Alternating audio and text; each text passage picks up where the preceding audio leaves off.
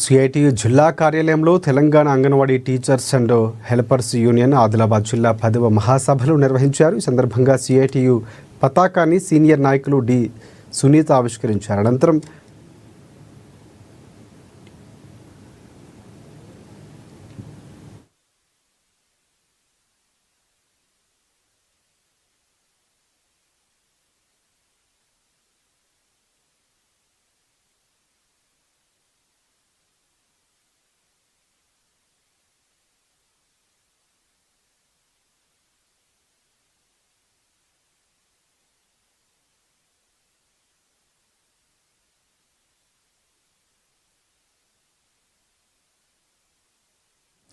అనంతరం బీటీర్ అన్నదివే పరిసర సత్యనారాయణ చిత్రపటాలకు సిఐటియు జిల్లా కార్యదర్శి అన్నమూల కిరణ్, అంగన్వాడీ యూనియన్ జిల్లా గౌరవ అధ్యక్షులు దర్శనాల మల్లేష్ పూలమాల వేసి నివాళులర్పించారు.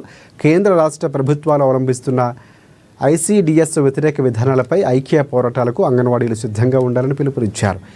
ఈ మహాసభల్లో ప్రభుత్వాలు విధానాలపైన చర్చించి సమస్యల పరిష్కారం కోసం రానున్న రోజుల్లో పోరాటాలు నిర్వహించేందుకు, భవిష్యత్తు కార్యాచరణ రూపొందించేందుకు ఈ మహాసభలు వేదికగా కానున్నాయని అన్నారు. కేంద్ర ప్రభుత్వం ఐసిడిఎస్ను నిర్వీర్యం చేయడానికి నూతన జాతీయ విద్యా విధానాన్ని తీసుకువచ్చిందని, అందులో భాగంగా పిఎంసి స్కూళ్లకు తీసుకువచ్చి అంగన్వాడీలకు పోటీగా నిలిపిందని విమర్శించారు.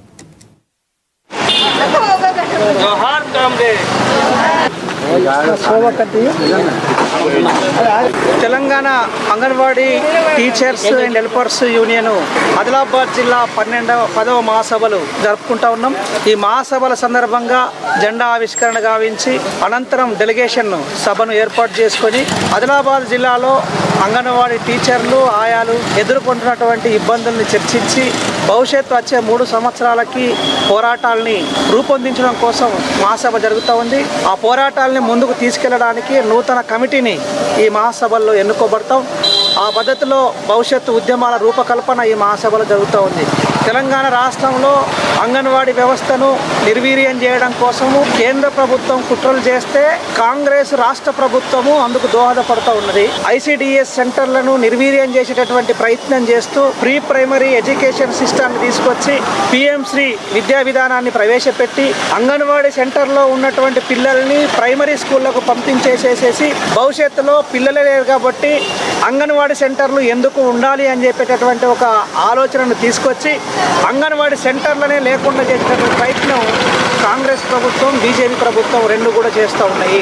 అంతేకాదు ఐసిడిఎస్ స్త్రీ శిశు సంక్షేమం కోసం ఏర్పడినటువంటి ఐసిడిఎస్ లక్ష్యాన్ని ప్రతి సంవత్సరం బడ్జెట్ను తగ్గించేసేస్తూ దాన్ని నిర్వీర్యం చేసేటటువంటి ప్రయత్నం చేస్తూ ఉన్నారు. పేదల పట్ల నిర్లక్ష్యంగా ఉన్నటువంటి ఈ ప్రభుత్వాల పైన భవిష్యత్తులో ఐసిడిఎస్ను కాపాడుకోవడం కోసం పెద్ద ఎత్తున ప్రజలు, అంగన్వాడీ టీచర్లు కలిసి పోరాటం చేయాల్సినటువంటి పరిస్థితులు వస్తూ ఉన్నాయి.